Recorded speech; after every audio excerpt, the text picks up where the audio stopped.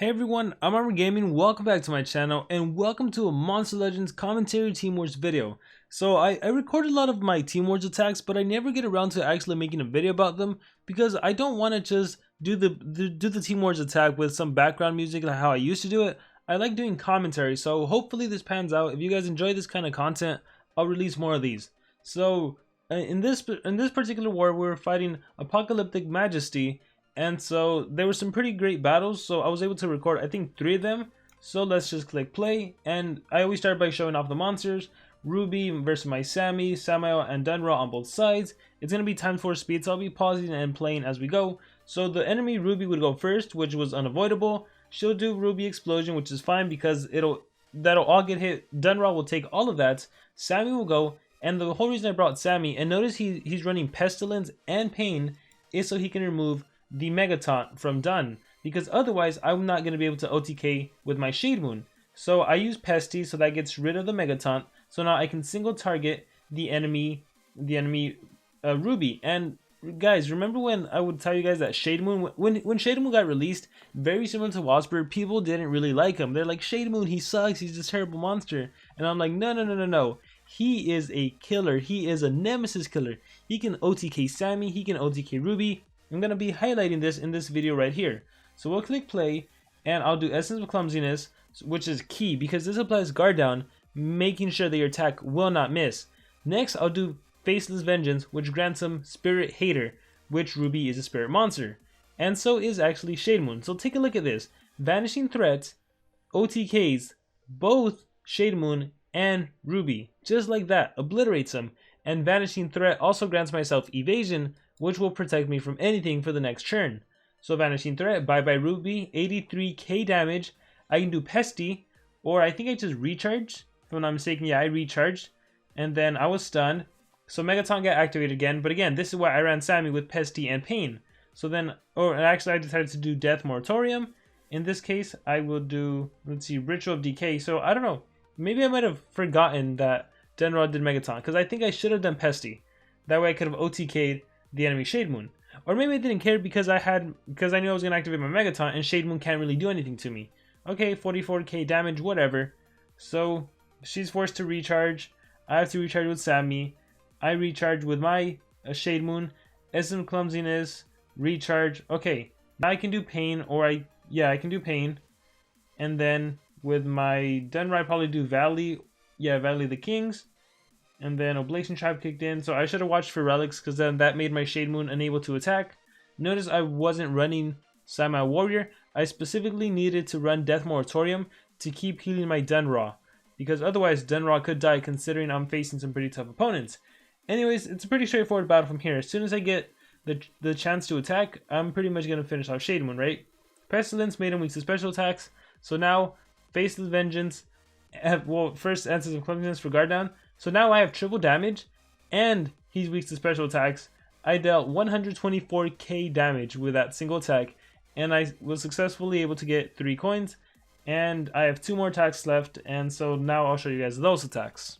Alright, so on this next battle, I took on Ask Me. He had a Sammy the Plague Carrier, a Treatapog, and a Dunraw, and I actually brought my Hopkin, my brand new Hopkin, who I put 2 level 3 speed runes, classic armor, giving him level 3 runes, and I gave him the Oblation Trap and one of those essence that recovers life. And so let's see how this battle goes. Once again, I think the highlight here is that Sammy can easily obliterate, not Sammy, Shademoon can easily obliterate Sammy. So he started off with Pain, which basically did nothing except gave me days. I believe I do Pain also. Okay, and then with my Hopkin, I was looking at all his skills because I'm not sure what he could do. So I know he has Cuckoo's Countdown, which removes 50% of total life. I think he had Eye from the Sky. Eye from the Sky will give him True Vision and an immediate extra turn. And then that allows me to do Mecha Override. I believe I did this on Sammy because I wanted to see that DOT damage in action. So let's see, I landed the Ignite, and I think that's all I landed. So keep in mind, that skill, here, let's rewind. That skill, Mecha Override's pretty interesting. 50% chance to land Ignite, Sunburn, and Curse to an enemy monster, and I minor blind myself, but that's why he gives himself True Vision first. The enemy Sammy does Samurai Warrior on himself. He also does Death Moratorium on himself, so the whole team has regen. That's completely fine with me. Here's where I show the OTK. First, Essence of Clumsiness, lands on everyone, Faceless Vengeance, granting myself Spirit Hater, and then check it out, 48,000, wait, let me rewind, 48,000 damage, but that's my AoE skill, which I'm not going to use. If he didn't have the life regen, I could have done that and applied curse to everyone else. In this case, I'm going to do Vanishing Threat, bye-bye Sammy, 82,000 points of damage, just like that. And after this, it's straightforward victory. Pestilence removes the life regen, Dunn might activate gates, and yep, Megaton is active. Treatapog, I don't even know what Treatapog really does, but notice that I have my evasion on my Shademoon, so whatever Treatapog did to me, that didn't work against me. And then here is where this monster really shines. So Hopkin is awesome. He's a great support monster.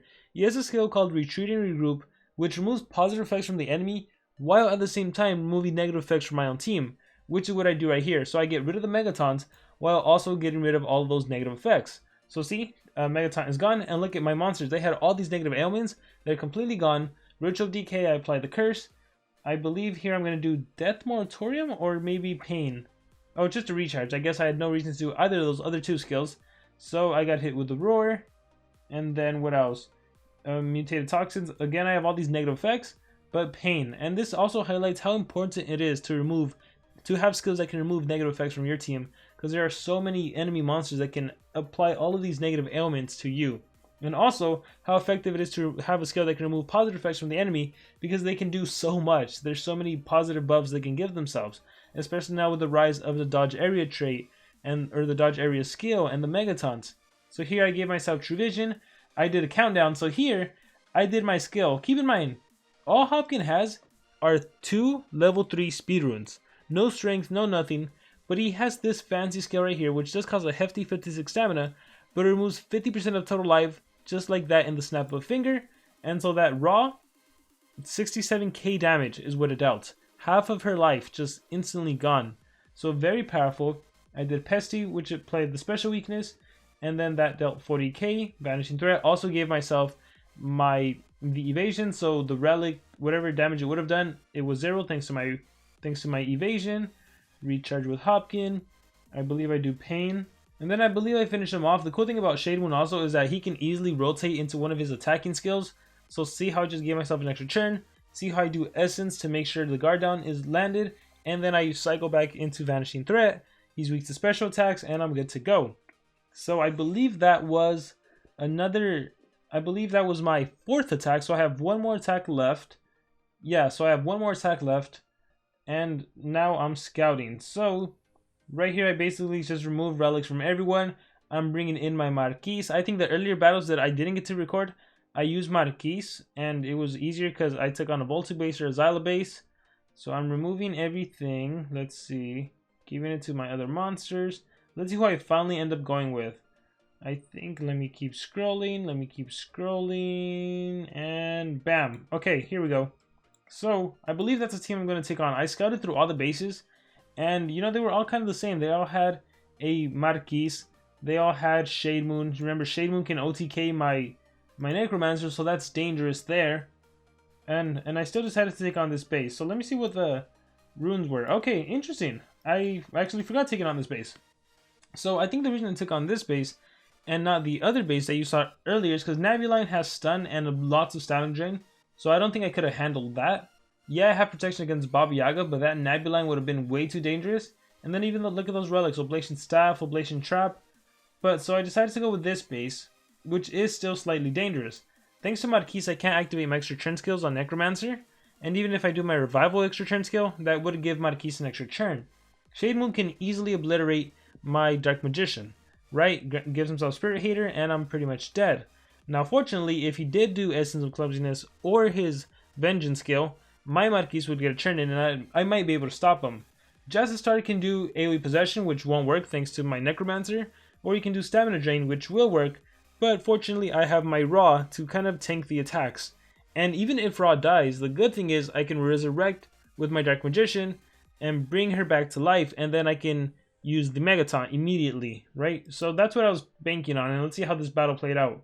So Pesty Trap first, Megatons, the Crawling Chaos, so I believe that's the Stamina Drain, Stamina Leak, yep. Lost all of my stamina. That's fine. So here I try to see what I can do, and I believe I go for an OTK, or I thought it would be an OTK if the ignition landed. Ignition, I completely forgot, was blocked from Shademoon, and I think he had a healing relic on, so, or healing mask. So yeah, that didn't help. Poison, so I took on 31k. I took on 90,000 points of damage with raw, and then a Jakugan sword even kicked in. Actually, one of those actually missed. So I took 60k and then Jakugan sword. And the thing about the Jakugan relic is that I don't know why it does this. I feel like it shouldn't. It bypasses Denra's Megaton and still hits my allies. So I gotta watch out for that. Okay, my relics are kicking in. My Oblation Trap, my Revenge Mask, Exhausting Mask. So see how the enemy's like close to having no stamina. Concussion Blast.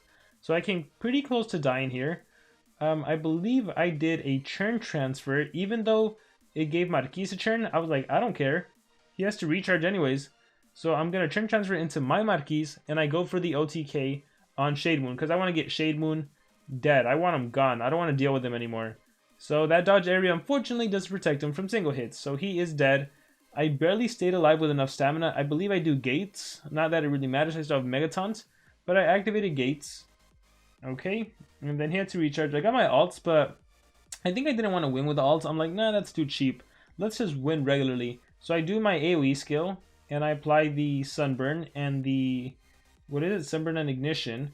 Great Healing Essence kicked in, and this is where I resurrect.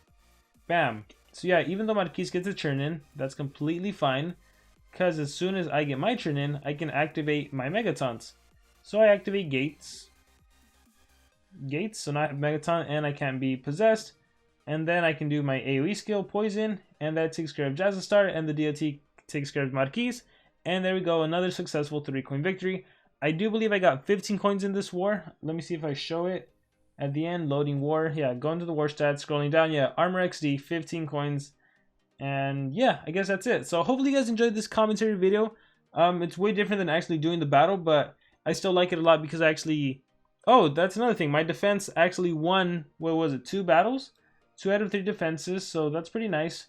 I did take a while to decide what kind of team I wanted to run on defense, and I went with Sammy, Dunn, and Marquise, so it panned out. But yeah, with that being said, hopefully you guys really enjoyed this post-commentary kind of analysis video.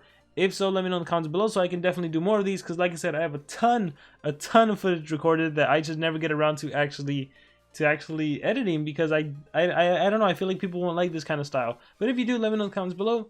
Thank you very much, and I will see you all next time.